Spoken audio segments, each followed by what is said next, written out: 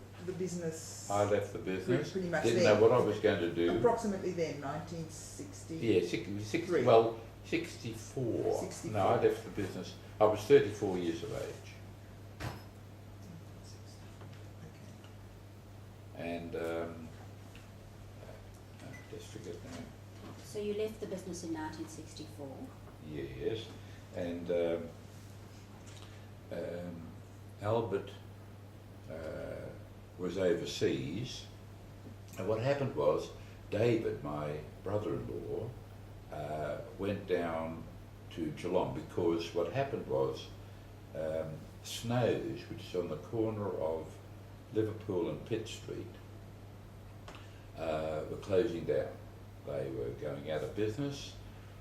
Albert was interested perhaps in buying the building for either stockland or for themselves, I don't know, John Hammond and himself.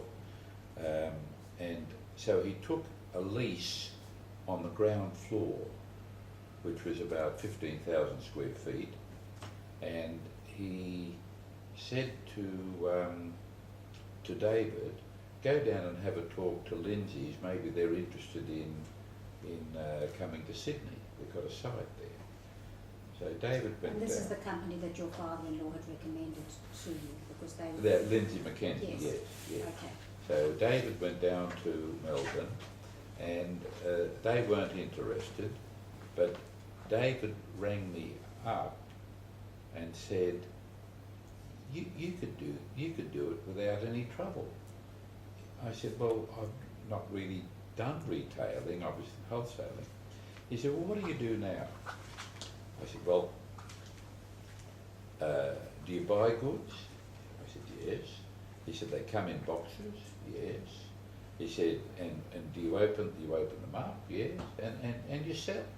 What's so difficult about that? I said, sounds easy to me.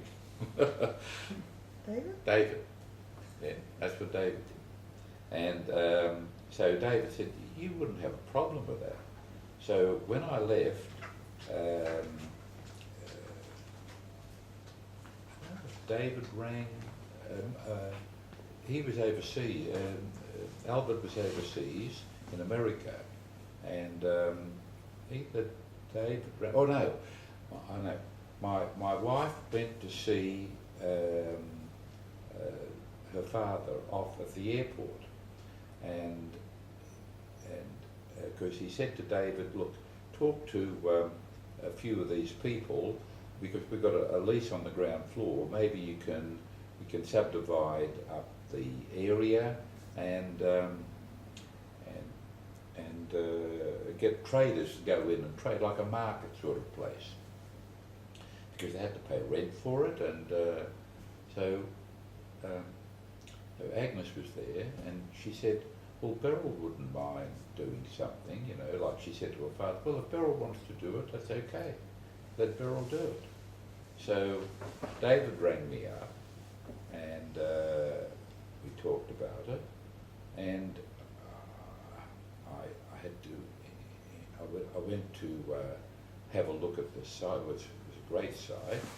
I didn't have much money, but I went to Melbourne to buy some goods, because they said, look, you can open up while Snows is closing down. As we close down, we're getting less and less space. We can give you the use of the counters and the display, so on. So I took, of 15,000 square feet, I took about 2, like that, something like that, from that corner to that corner. Somebody else, I think, what's his name? He opened up like it was like second-hand clothes. I could sell underwear and stockings and dressing gowns, and this one could sell handbags, and that one could sell something else. So when people walked in, it looked as if it was still Snows. It was still Snows, but actually Snows was closing down. I went to the, oh no, I asked David, well, I don't know, I've got to employ some people. He said, well, that's okay. he'll do that. So he got a table and a chair, and I sat behind him, and we had a queue of, he put an ad in the paper, I suppose, a queue of people wanting jobs. And I was watching David. He had experience in that. He said, well, what's your name and what age, and had experience, and he'd look at them and make a judgment whether that girl was suitable, and then he'd say, okay. The other one he'd say, we'll let you know, no, we'll let you know, or whatever he said, I don't know now, but a number of people were selected, and then we were going to open up in a week or so I had to go to Melbourne, and because I spoke Yiddish, and the suppliers were all Jewish people, credit wasn't a problem, because you speak Yiddish, you're part of the family, then you're not going to run away, you know. So, but the people that I went to, well, first of all, I went out to Lindsay's to discover what was it all about. And I discovered something remarkable. They were selling, for example, something for $1.99, which normally sold for $2.99. How did they do that? It's a mystery, because normally you pay $2, you sell it for $2.99. That's the normal 50% markup. So these people are working on 25, they would have had to have bought it cheaper. So I went to a supplier who I knew, and he revealed to me the secret of their success. What did they do? They bought 2,000, because they had stores in Geelong, Ballarat, Bendigo, and I think in Chadstone, 4 or 5 stores. They did a deal with the supplier to buy it at $1.60, because they bought 2,000. I said, would you sell some to me? He said, sure, no problem. So later on, when they placed their orders, I used to tag on to Lindsay's orders. And then that's very clever. One Jewish guy would ring up the other, ich hab du a Chineser, a Chinese guy, and he's rat a bisschen Yiddish. And so, you know, I would go and see him, and then one would send me to the other, because they all knew the Lindsay suppliers. Well, that went on for about 4 or 5 years. But in the beginning, the stock came in, we started to sell, and Albert actually put me into partnership, a sort of a partnership with a fellow called Les Chrysler, who was a baker, Hungarian guy, made a lot of money with Albert as a partner. But he was a rough diamond. We didn't get on, and you know, he was rough with the customers, and I couldn't tolerate it. So Albert wanted us to take stock every month, because, you know, the shrinkage, didn't know, and how we were going and so on. And in the middle of the business, like we were trading, and he wants to have stock counted. I said, no, when we close the shop, we can count stock. He said, oh, you can get out of here too, and so it was pretty rough. And I rang up John. Albert came back from America, and Leslie Chrysler was complaining about me. And what Albert saw was floor-to-floor customers. He couldn't see the floors, because there was that many customers. He said he couldn't see what I was doing wrong. So we split up. That wasn't a partner. So how long had that partnership, or what was that involvement in? 2 weeks, 3 weeks. Okay, so very short time. We weren't really a signed partner, but he was supposed to put in money. I never saw any money from him, because the creditors were giving. What happened was, we were selling the stuff so fast that, you know, all the retailers around us were out of their mind, because I went to people called Wine's Knitting Mills. They had all-on sweaters, all on cardigans, twin sets, jumpers, and in the morning they might have had 100 twin sets or cardigans, and they normally sell for, let's say, $6.99. I sell them for $4.99. Put a big sign in the window, and then there, when I started, there were 16 different department stores. There was the Hub, Horden Brothers, Anthony Horton's, Mark Foy's, Marcus Clark, Wynn's.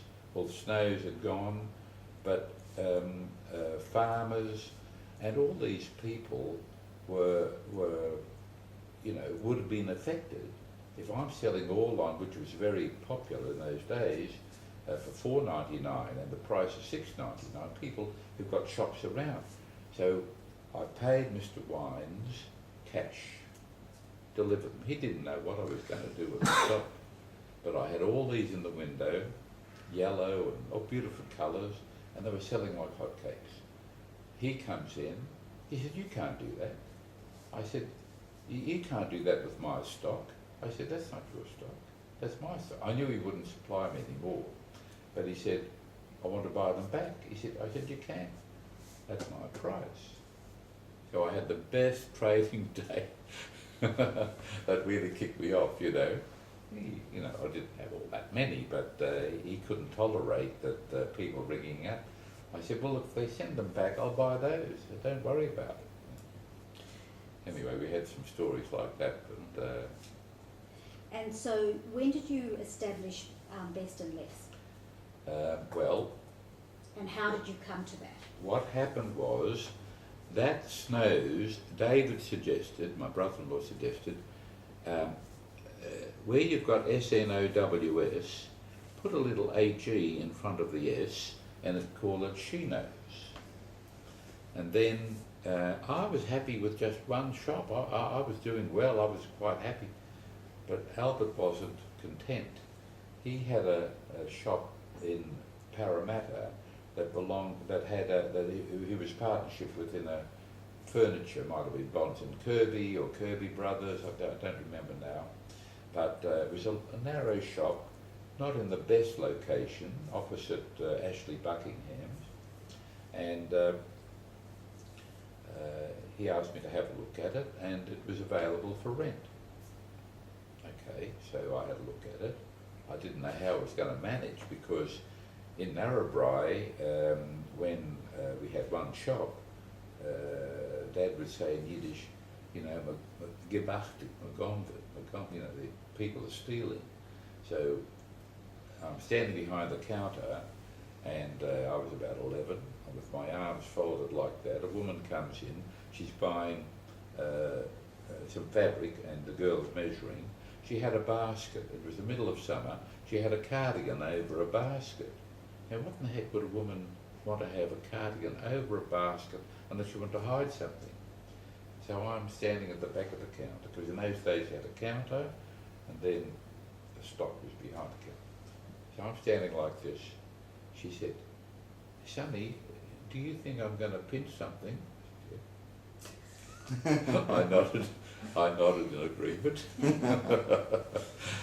Anyway, so when Albert suggested the second one, how am I going to watch people that they're not pinching, And he came up with the idea of Best and Less, and I said, "Shouldn't it be Best for Less?" And he said, "Let them remember the mistake. Best and Less, like Marks and Spencer, like it was sort of it had the amp sign." So that was the first one in Parramatta. And then lo and behold, what happened was, it was a long, narrow shop, and when I went there on the weekend to get it ready for trading, I got some fixtures and fittings from Snows. They were totally unsuitable, and put them in the shop. I got the builder, the shop fitter, to cut the shop in half, because opposite me was a beautiful shop of Ashley Buckingham with a beautiful range of merchandise. What did I have? I had a few gussies, which were a popular item. I had quilted dressing gowns in short and long. I had some slips, ladies' slips and briefs, and I didn't have a big range of merchandise, and I was sort of a bit tentative. But an ad went in the paper, we were flooded with people, just unbelievable. I rang him up, I said, take the partition down, the shop's not big enough. So that's how we started. And did you still, at that point, were you still getting your merchandise the same way so that you were able to sell it at the lower price? Yes, every time I bought at a low price, I sold at a low price. I never took advantage of increasing the margin or anything like that. I kept rigidly to that formula all the time. And one instance in the Parramatta shop, I had then the two shops. It was a very hot summer, a very hot winter, up until the 1st of June. On the 1st of June, it turned, like now, it turned bitterly cold, and I decided that I'll go and talk to Yamovsky, who had ladies' coats. Well, I walked in there and he had coats hanging from the rafters, you know, maybe 50 or 60 or 80 coats, ladies, beautiful coats, some with imitation fur trim, some, you know. So I said, I want to buy some coats. I said I could buy the lot. The lot? He said, take, because he wasn't selling, take a chair. I said, okay, you know, so he said, I said, and not only that, how much do you want for these coats? He said, well, for this one we want £20, for this one we want £15. I said, no. Now look, for these coats, I could pay £5, £8 and £10. He said, you crazy? I said, well, I've got a cheque here, and I could buy the lot, and I can pay in advance for them. If you make out the invoice now, cash the cheque. You can do a fast cash the cheque, and then send me the coats. Well, they had a dilemma, because what were they going to do? All the stores were stuck with coats. They didn't know what to do. So what happened was, we took half the coats in the city and half the coats, you know, these were heavy coats, and all I had was wire hangers that sort of crumpled, like they couldn't even hang the coats, you know, really properly. Anyway, what happened was, the £10 coats, I think we sold for $12.99, the other ones we sold for $10, and these coats were selling for £40 or £30 in David Jones and Grace Brothers. And I had sales girls that I didn't even know I had. The ones in David Jones, a woman comes in to try on a coat, she said, don't buy it here, love, go over there, they got them for a third the price. So people were coming from Grace Brothers and David Jones and all over the place. The coats didn't last all that long. And I get a phone call from Yamovsky. He said, what are you doing to me? I said, well, what do you mean? I said, you got the money, I got the coat.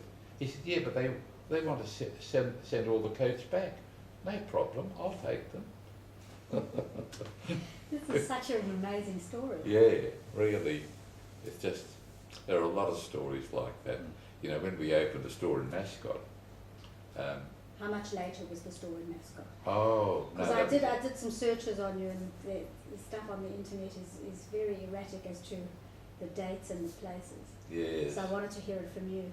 Yes. Well, I think probably Pepcor might have, people who bought our business may have put something in. I think they have, and I think that it's all, a lot of it is very wrong. So when was Mascot? How much? Oh, no. First of all, after that was Newtown. Newtown came after that. It was only a small shop, it's 1,000 square feet, you can imagine. And it used to be an old hotel with rickety floors, plenty of rats, and but it went quite well. And then after that came Burwood. Now in Burwood, Albert had a furniture store, and they decided to go into the Westfield Centre. Now furniture doesn't sell in a Westfield Centre, so they had made a mistake. So he talked to Frank Lowy, and said, look, I've got my son-in-law, I want to pull out of there, let him go in with clothing, pay the rent that we're paying. So they agreed. But Frank said, I don't like the fixtures and fittings that he's got, you know. Even though we were trading very well, I said, you've got to change that. I've got an image that I want to upkeep. So I said, I can't understand why you want to do that, because the trading is exceptionally, you know, is really great. And so we went to the bank and we borrowed money and we did it up. And he's quite right. You do need a standard. You know, I didn't realise at that time, and the business went quite well. And then we opened up, I can't remember in which order, but we opened up quite a number of stores. So how quickly did the business grow? Well, like in terms of years. Hmm? In terms of years, how quickly did you start? Well, really from start to increasing it? finish, I mean, when I sold the business, it was about 12 years ago, we had 84 stores trading and 7 lined up ready to open. That's amazing. Yeah, 91. We would have had 91 stores in 34 years. So in the first, say, 5 years, how many stores had you opened? I can't call. I think what happened was, I would have had about 8. Okay. About 8 stores. And then Albert could see I was struggling. I mean, struggling managerial-wise, because I was doing all the buying. You know, I tagged on to, I had all these, the joke used to go around that, here's Berel Gingas. He's got 6 buyers, 2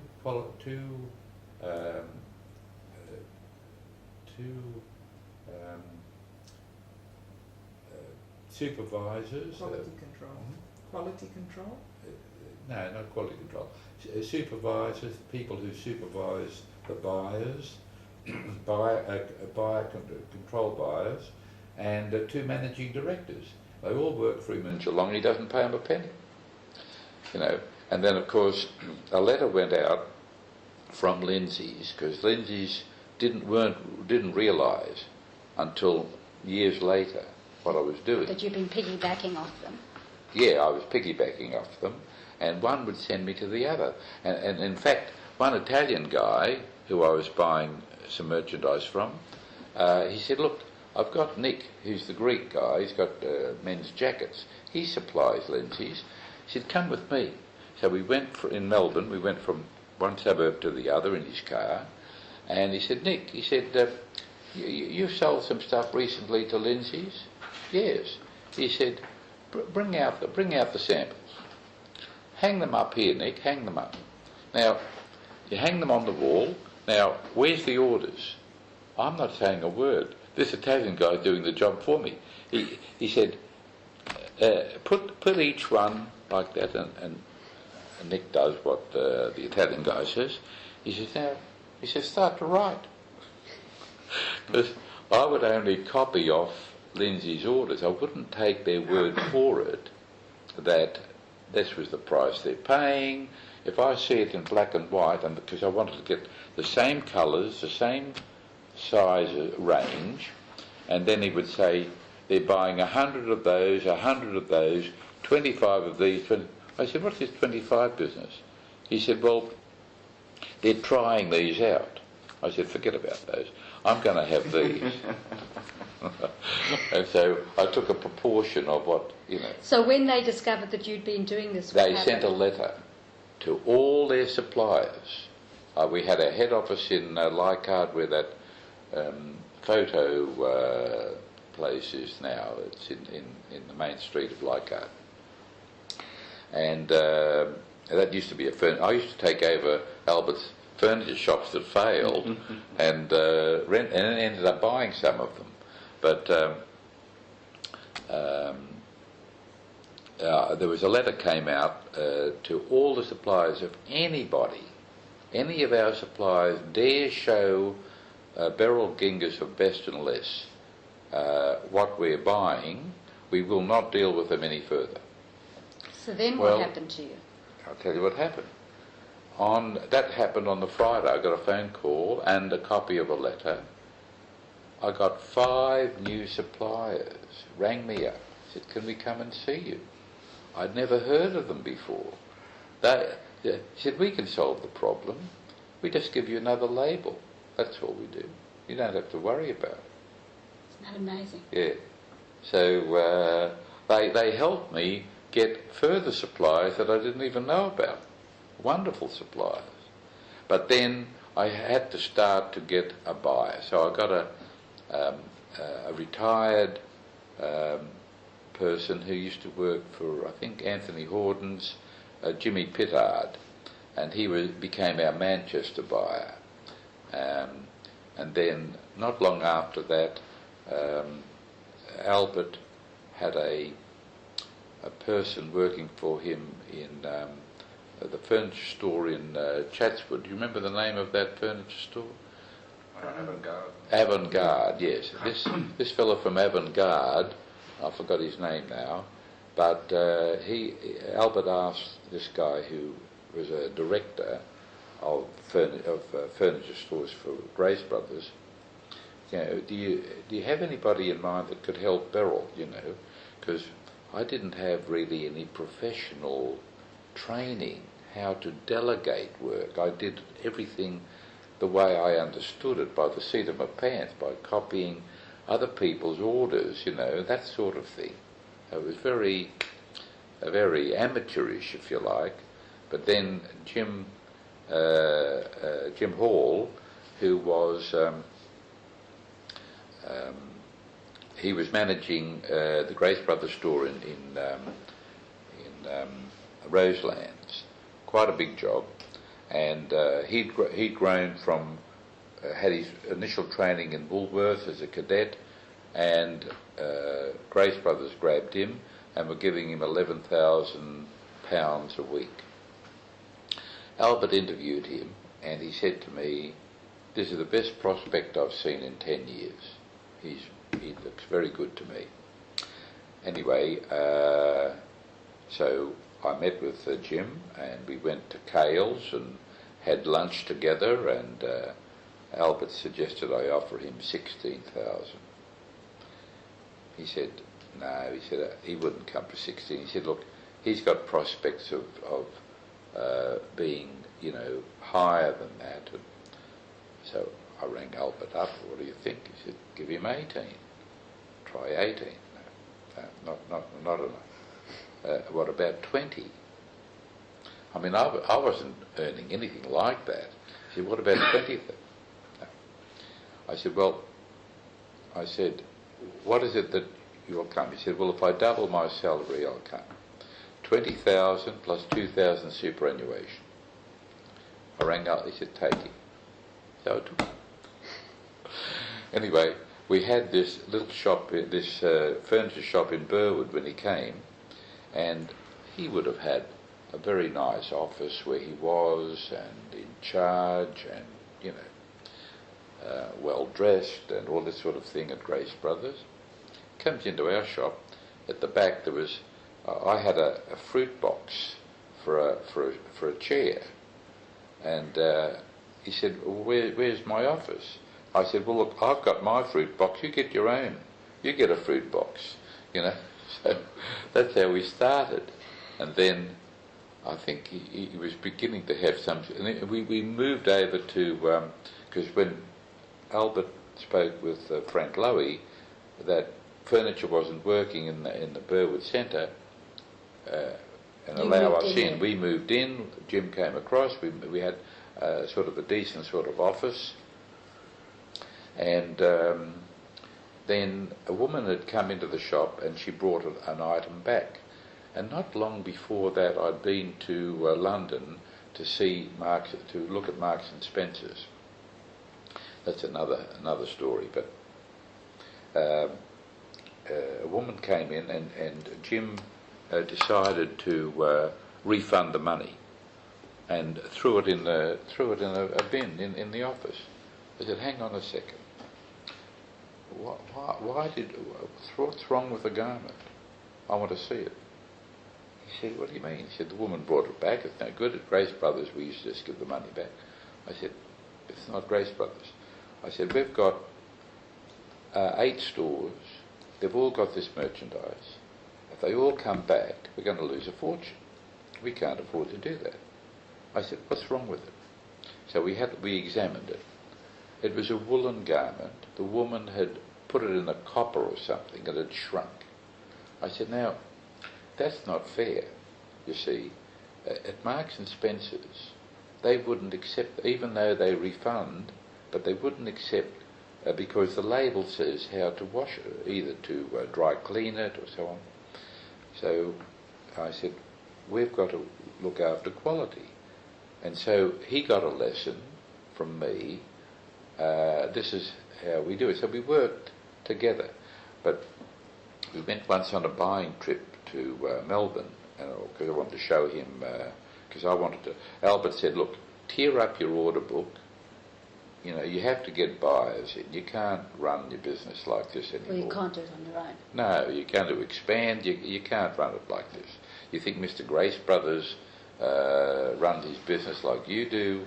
I was working with, I was getting orders and letters and taking them to the post office and putting the, in GPO, making sure they got there quickly, and so I wanted to get repeat orders and repeat merchandise. Anyway, so with Jim, we went around with a taxi to the different places. One made all on sweaters and so on. This one was $265. We went to the next one. He was $245. We'd already written the order. I said, what are we going to do? Same merchandise. I said, I'll tell you what. We'll go back and you run in and tell him we want to change the colours and grab the orders, and we'll let him have them later on. And then we placed the order with this guy. When we went back to the hotel afterwards and discussed the happenings of the day, and because I was copying orders and showing what I'm doing, I said, Jim, I was having a scotch, he was having a beer. I said, Jim, have you learnt anything today? Oh, he said, I've learnt a lot. I said, what have you learnt? He said, we're not going to do buying like this from now on. And then we started to get, he rang up Grace Brothers and he got a number of buyers that were with Grace Brothers that came over to us. How much you earning? You get 10,000 more if you come here. So we got 4 or 5 buyers.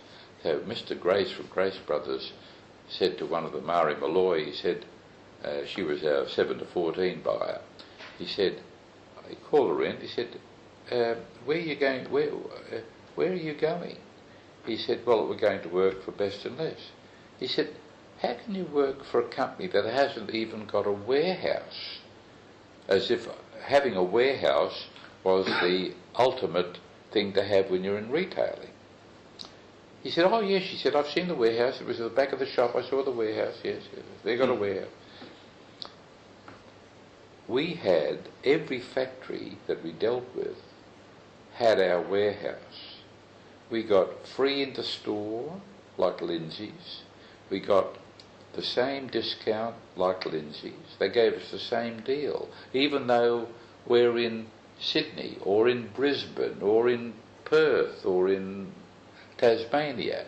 We still got free into store, So you obviously established a sense of respect, and that your relationship with all your suppliers was obviously established so early from you, even though you talk about it as being a fumbling kind of way. It was obviously a personal relationship which couldn't be breached no matter what. Well, there are a lot of people who were buyers with me and working in the company. They are still there, even though we sold the business 12 years ago.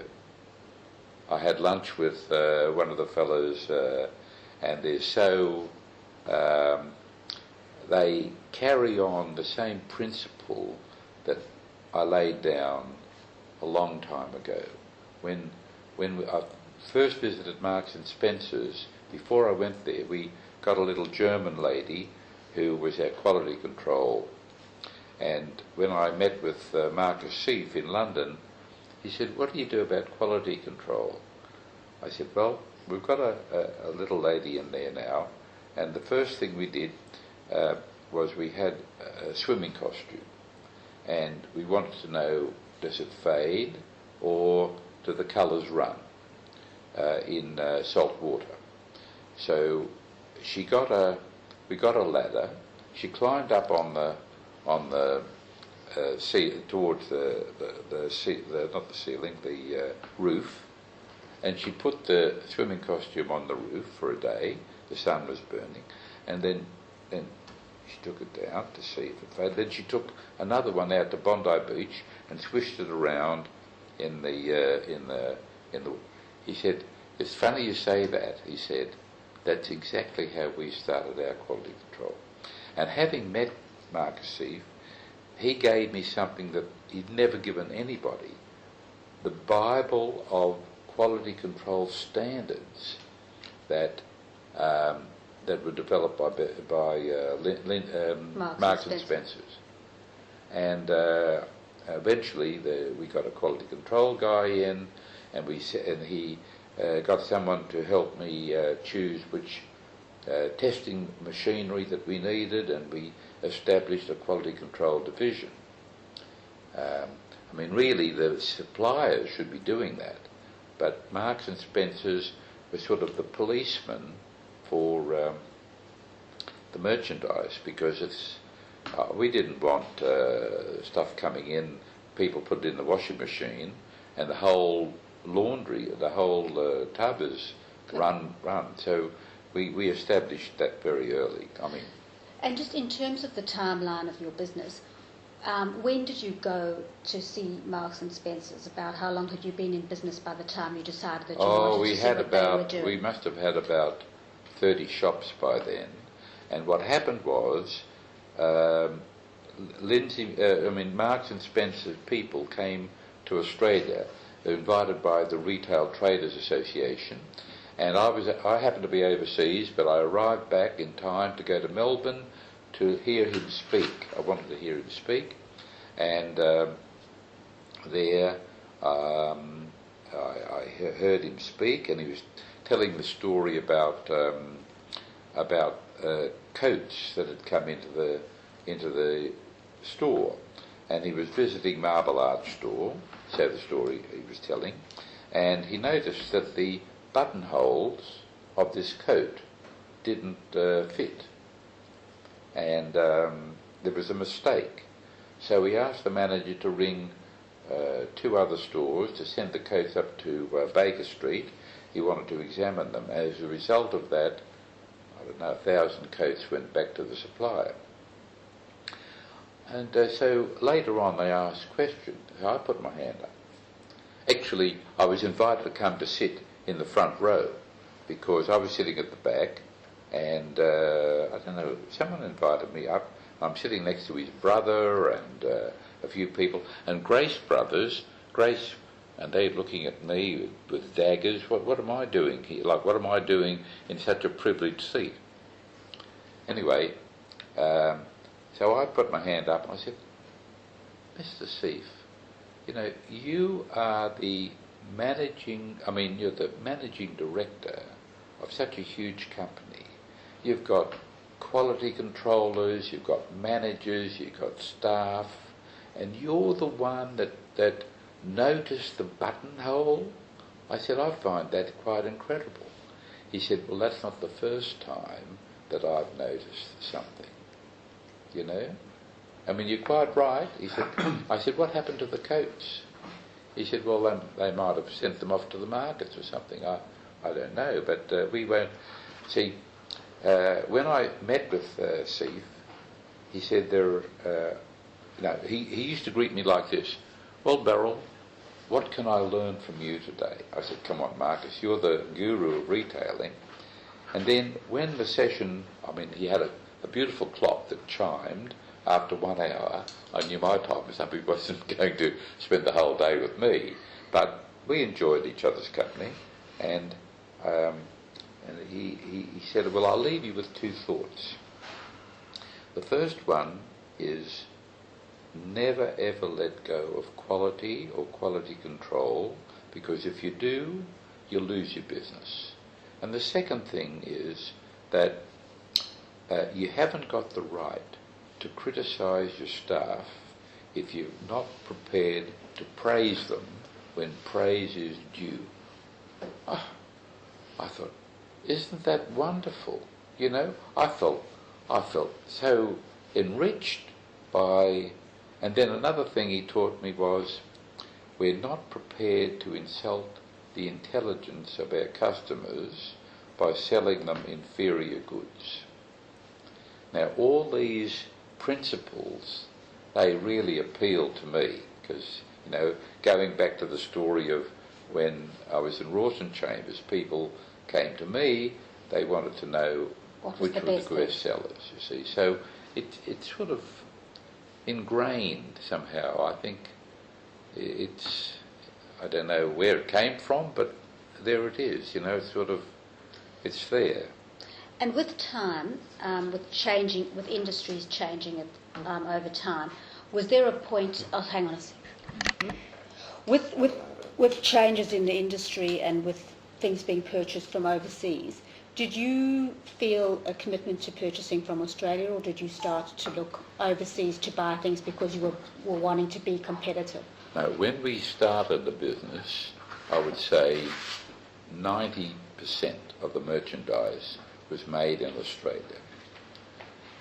When we sold the business, I would say 80% of the merchandise would have come from overseas and 20% from Australia. It was shrinking because factories were closing down, they couldn't compete. But we were buying mainly from wholesalers. I never ever bought directly overseas, ever, because I learned from Marks and Spencer's and from Lindsay's. I spoke to the directors very early in the piece. They said the suppliers have the right to make their margin, providing they can sell it to us at a price that we know we can sell it for. They have the right. And they never ever wanted to buy overseas, because how do you have quality control overseas? We had it in Sydney, but we would get from the people who supplied us from overseas, like the wholesalers, if it came from overseas, we'd get one carton in, put it into quality control for checking, and if it was in order, then we would ask for the rest. If it wasn't in order, it was their baby to sell to whoever they liked. We're not going to buy inferior goods. I see. But there were changes coming. First of all, the people like Jim Hall and that were getting older. The accountant wasn't well. We needed to update our computer system, which cost a lot of money, and I was limited with capital. I didn't have outside people to the banks, but it's limited. And GST was coming in. I said that. So people were beginning to buy overseas. So an opportunity came. Someone was interested in buying the business. And you thought that was the right time for you? I think that was an opportunity. I think Albert once said to me that you can only sell a business if you've got a customer to buy it. And if you find that customer, get a lasso, tie him to a chair, don't let him out of your sight. Absolutely. Well, I think that, having spoken to you, the thing that most impresses me is the extent to which you really listened to the advice of others and used it to really to your best advantage. From listening to you, I think that seems to be the thing that strikes me as why you were successful. I think so. I was prepared to. Well, people. How can I argue with a firm like Lindsay's, who are very successful, and decisions were made on certain ranges of merchandise. If they were trialling something, well, we'll see how that goes later on, but I couldn't see that that was a problem, that was... it's important to be able to listen to others, and then you can make up your mind, does it make sense or not make sense, I'm just reading a little book here, written by Peter Buffett. I don't know if you know about it, but No. very interesting. Just one thing that he wrote that I think is absolutely a gem. Warren Buffett, who's the wealthiest man, one of the wealthiest men in the world, said to his son or his children, a silver spoon in the mouth can be a silver dagger in your back. Now, can you imagine if you were given by a parent $1 billion, a billion, I mean, I can get my head around a million, 10 million, yes, maybe even 100 million, but 1,000 million? What do you do? How do you handle that? I mean, it's a big responsibility. Now, they were given $1 billion each, the children, not for themselves. Not for themselves. No, that's for distribution for charities. They have to seek out charities that are worthy of that money. They were helped, but only to achieve what they wanted to achieve. This guy, can you switch it off, Danny? Switch off your phone? Yeah, no, it's not. Sorry, so Buffett gave them $1 billion each to distribute. Yeah, apart from the 37 billion that Gates has got to distribute to charity. But very interesting, like the mother of Buffett, of Peter Buffett, took him to different churches, synagogues, other religions, to give him that, look, people believe in a greater being, but each one, and so that gave him an opportunity to observe and be tolerant of other people. Such a wonderful book. We have to all read it. It's called "You Have Reached Really Quite Great Heights." Like you don't expect them to be not humble, but down to earth, practical. Like I find people like Marcus Seif, Roger Corbett, Paul Simons, they're so practical, down to earth. We get on very well together because others, I call them eye specialists. You know what the eye specialists are? The ones who do, I did this, I did that, I did something else. I'm quite happy to reveal that, I learn from others all the way along. I think we're all learning from other people as life goes on. Some people like to big note themselves. I did this, I did that. Okay. Perhaps that comes from a fundamental sense of insecurity. Perhaps. I think that of the people I've met, that tends to be the case, where perhaps when they were younger or whatever, they were insecure and they've spent their entire life proving that that's not who they are or whatever, and they're the ones who tend to big note themselves more. I think people who are probably more confident or more secure of themselves in the first instance are more like you and more able to look at their achievements in a different way. Okay. Now, because I can see sometimes, I mean, that wealthy 200, I read something about someone, I know full well the background. The fellow didn't actually achieve it on his own, but, a few years ago, I was invited to receive an award from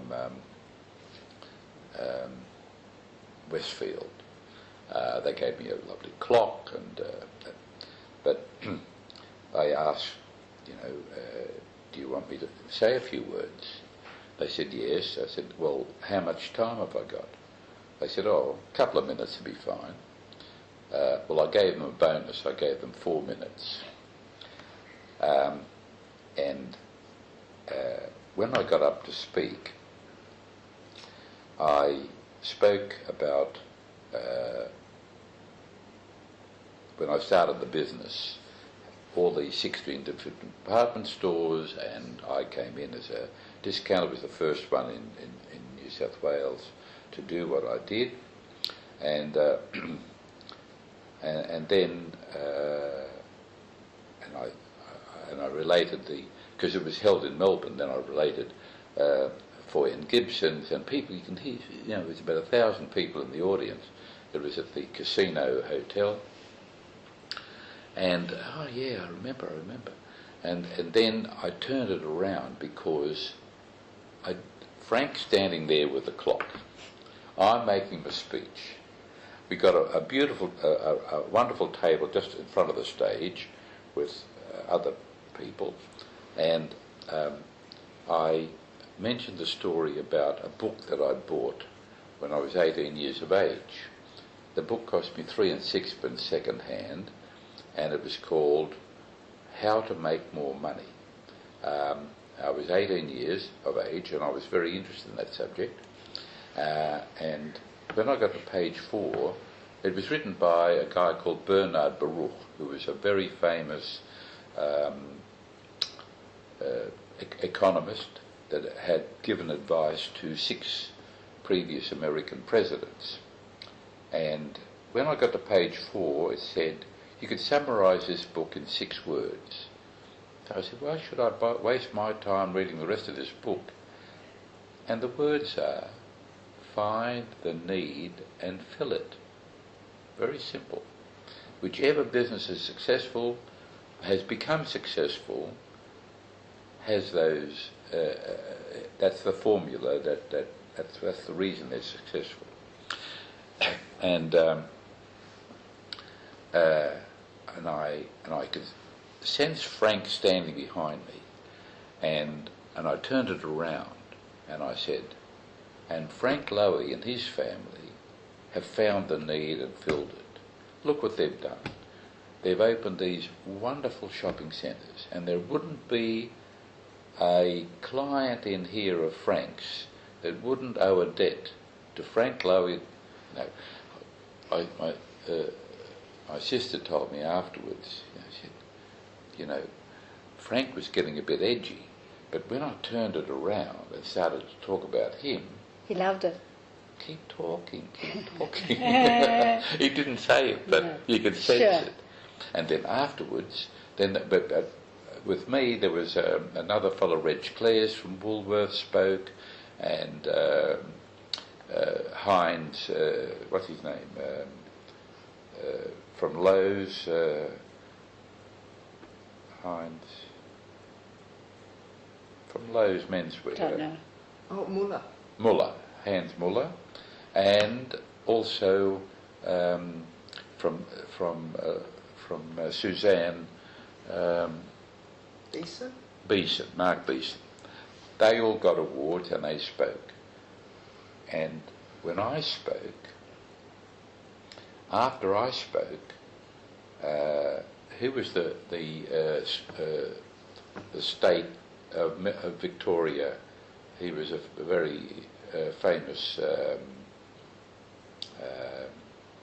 He's retired now from being. I think he was a state premier. Remember that from How long Melbourne? ago? Brack? Brack's now. Brack's is now, is he? No, How long but ago? a previous one. No, very. He's always quoted.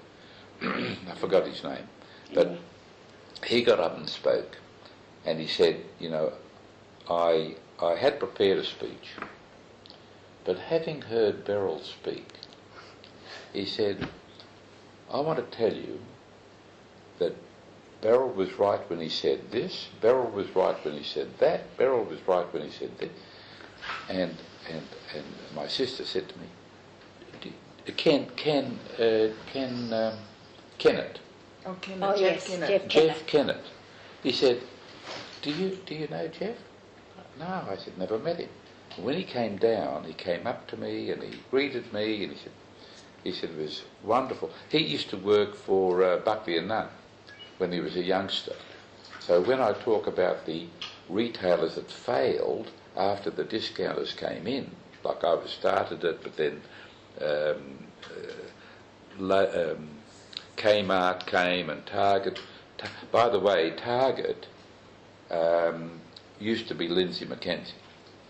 Oh, They I see. bought Myers, bought Lindsay McKenzie, and turned it into Target. Oh, that's very interesting. I wasn't aware of that. Yes. Oh, that is very interesting. Yeah. Can I ask you some questions Yeah. that which are more reflective on your Yeah. career than anything else? What would you say was your greatest achievement? Marrying Agnes. Good answer. Oh, that was the best thing that ever happened to me.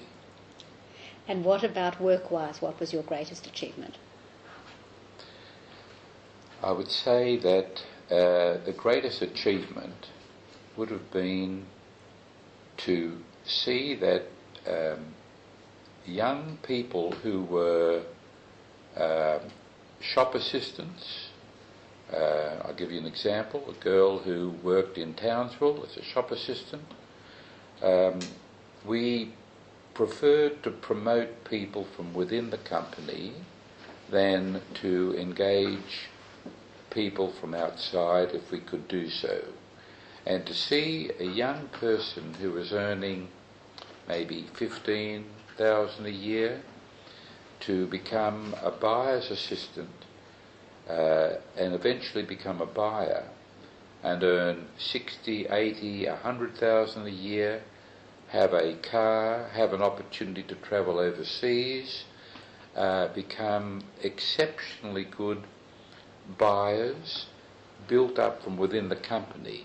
I would say I would regard those sort of things as the things that gave me the most pleasure in the business.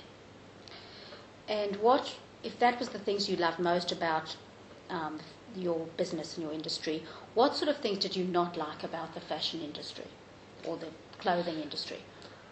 Well,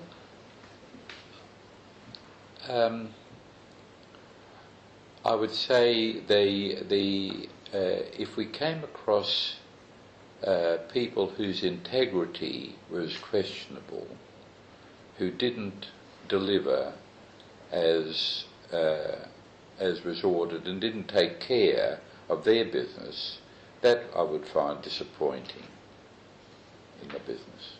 Okay. When you look back, because you had a long career that really spanned a lot of time and a lot of changes in the industry, how do you think that it changed the most in terms from when you started small to the company that you sold? Well, I really had a small business in a sense, even though we expanded and we expanded the ranges, but it needed people that had capital, and the people who bought it obviously had capital, to expand the ranges of the merchandise. And for that, I don't think I had sufficient scope or experience to be able to expand the business much further than what I did. It needed the next step, people who had accounting experience, looked at things more professionally, were able to take it further, and so on. So there are changes. Competition was very fierce. You had to bring in merchandise from overseas. I just had lunch last week with some of the people from Best and Less, And what's developing now, and you can see it quite clearly, is that the margins we used to work on are much different now. People in retailing, I think, are working on margins of 200 and 300%. So when you see David Jones or other retailers, including Best and Less, say there's 30% off the merchandise, it's not such a big deal for them because they're working on such high margins. 30% seems a lot, but Best and Less told me that they currently, if they don't give 30% off, it's difficult to get customers in the stores, and people have become attuned to that way of buying. And apart from that, the quantity of merchandise on offer in Australia, I think there's far too much retailing. You have to be extremely good at what you want, hence the slogan, find the need and fill it. What do people want? I think I think statistics would show that people are spending less and less on clothing and more on eating out, entertainment, mobile phones, whatever Apple produces in the way of different items. Things have changed. When I was a child, it wasn't normal for single mothers to exist. That never happened.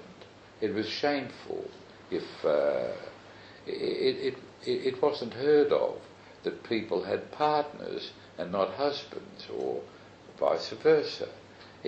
Now it's all taken for granted. There has been a social change in the way people live today. I don't say it's a bad thing or a good thing, but changes have happened, and we have to accept the changes as they've happened. And tell me, you're very well known for your charitable and philanthropic contributions. How do you see that as part of your whole sort of career and work life? Well, Agnes had an uncle, her late father's late brother, John Hammond. And John Hammond was very influential in our lives. Agnes had a very fond association with John, and John felt that if you have earned, if you've acquired wealth, then it should be given back to the community. His main focus was on medical research and education. They were the two main focuses, and particularly with the Hebrew University. And so we have seen fit to, if you just bear with me for a moment, I just want to show you something. Sure. The honorary fellowships, but the thrill of those is the letters that we get. I've got letters come from students who are so appreciative of the facilities that have been made available. Well, you've changed their lives. Changed the whole university. Next year we're opening another one in Rehovot, which is a agricultural, it's a information library centre.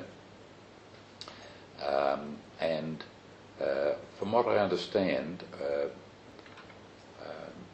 Bill Gates their foundation is contributing $20 million to upgrade. I have a DVD which they tell me was influential in opening their eyes to what is being done at Rehovot. And what that was, the foreign students, people from Nigeria, China, there's Ghana, there's maybe 60 different countries over time. Even the Palestinian Authority, they have students go there to teach them how to grow food in difficult circumstances, and how to conserve water, and all those subjects that are being taught at Rehovot. And you hear in the DVD that I've got, you hear the students remark how wonderful it is to be given the opportunity to learn. They're not Jewish. No, of course. And to take back that knowledge to their countries, so Bill Gates could see that Israel, through Rehovot, is doing remarkable work for mankind. That's right. It's not just for their own people as well, but for mankind. That's a big plus. But it must be such an incredible sense of satisfaction for you to be part of that. Well, Agnes has got a centre in Hadassah Hospital. It's called the Agnes Gingas Centre for Human Neurogenetics. And there's a guy here, Stanley Prusiner. He was the one who got a Nobel Prize, and I met him, and we called that centre after him, even though, he said he'd never heard of anything like that. Somebody gives somebody else an honour, but I felt that the Ain Kerem would benefit more by having his name Sure. than having my name, or our name. Certainly. Yeah, so and we get a lot of pleasure out of that. But the biggest thrill is that the people that I was going to go on Hakshara to Israel with, Yes.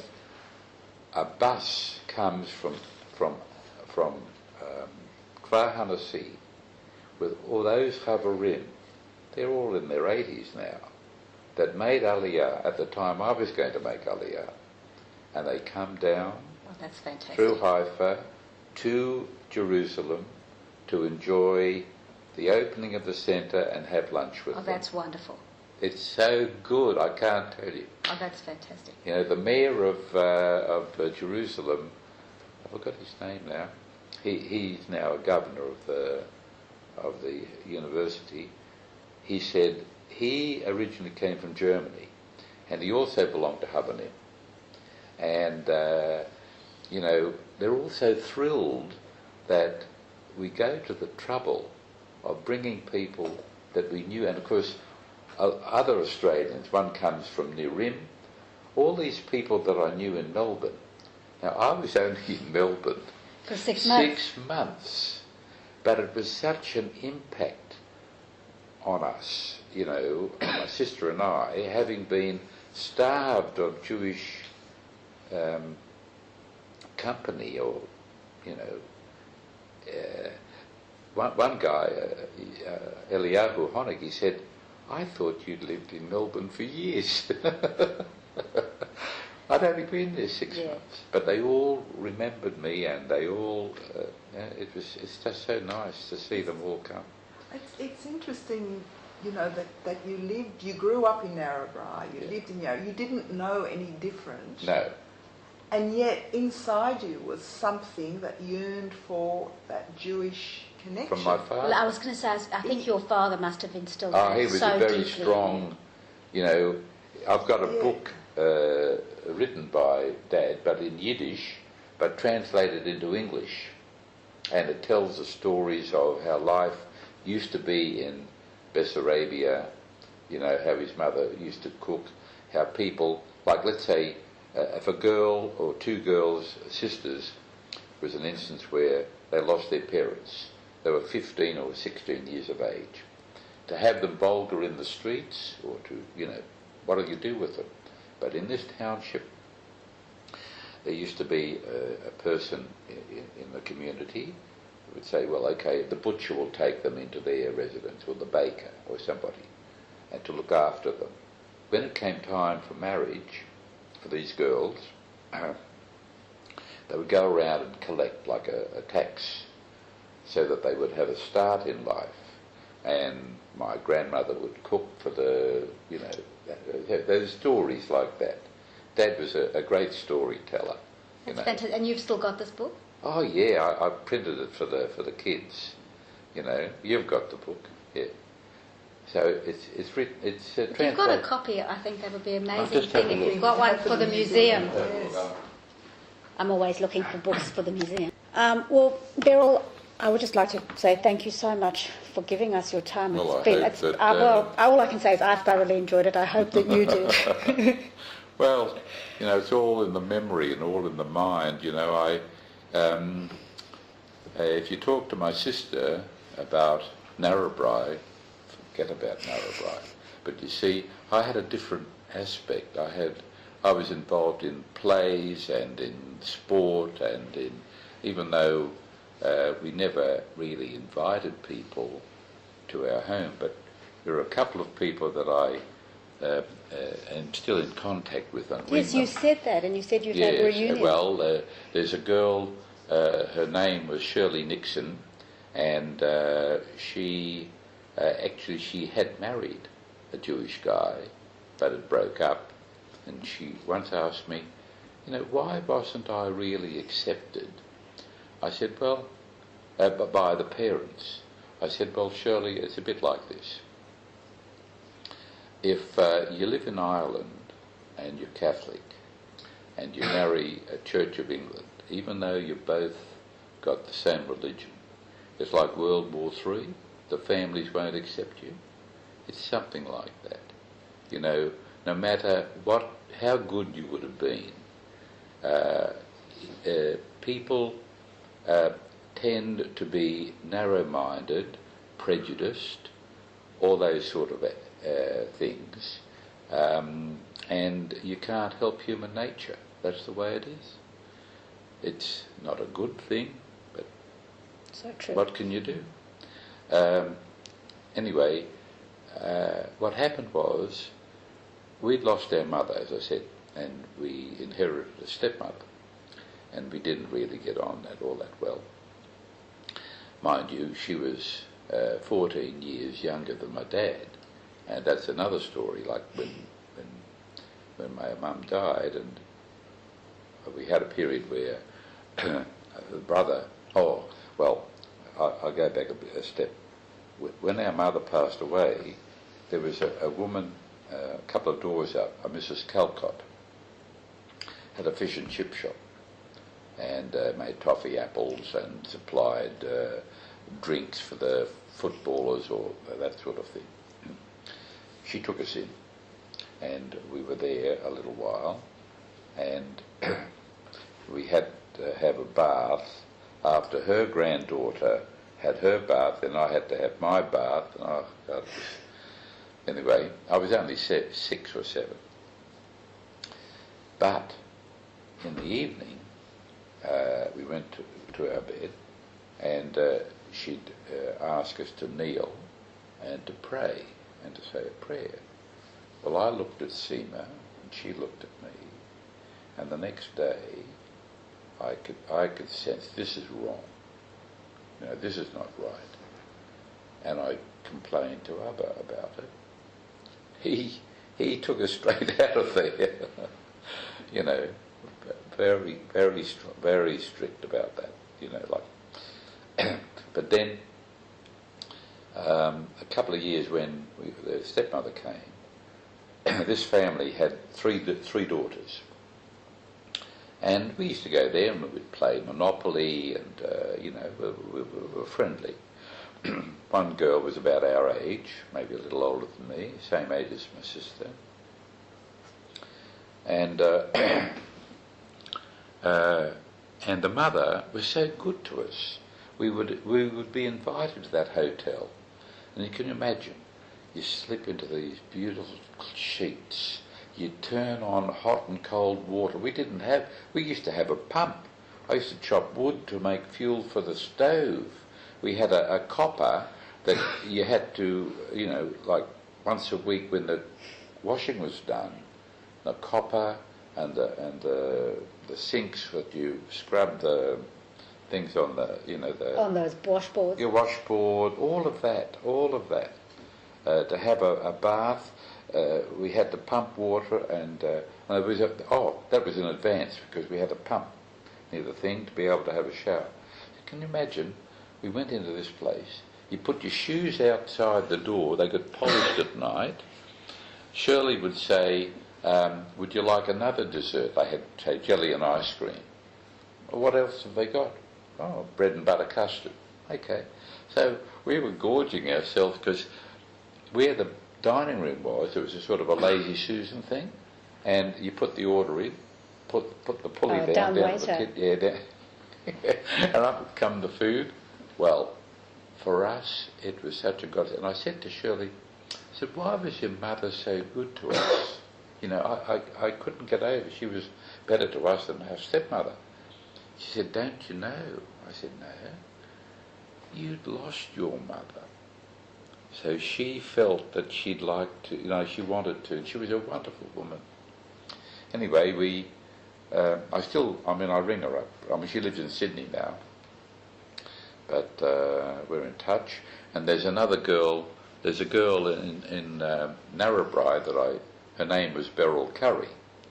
Now, she was quite a bright girl. She was she didn't finish a leaving certificate. Her father was a baker. A lot of kids. There were 3 of us when we finished the leaving certificate. I'm sure in those times. 3 in the town, because they had to work and to help earn a living. Small town. But anyway, no. When I was in year, might have been 5th class.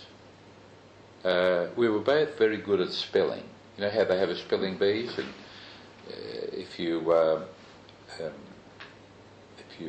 we all stood up. Those who made a mistake had to sit down. So the last people standing was either Berel and Berel. So if she would say, "Berel, would you stand up?" We'd both stand up. "Berel, would you sit down?" We'd both sit down. So she said, "Look, I'd like to have a chat with you if you wouldn't mind at play lunchtime." And she said, if I stay back for a moment, she said, "Have you ever given any thought to have your name changed? Look, there's many names that start with B. There's Bernard, there's Bob, there's Bill, there's Barry, many names. Would you like to discuss that with your family?" I looked her in the eye. I said, "Teacher, I'll never change my name." And she said, "Why is that?" I said, "Because whoever hears it will never forget it." And I said to myself after, fancy a kid saying that to a teacher. But I thought, what a hide she had of telling me that I should change my name. No way. So true, though. Yeah. Well, thank you All right. very much for that. Okay. Thank you.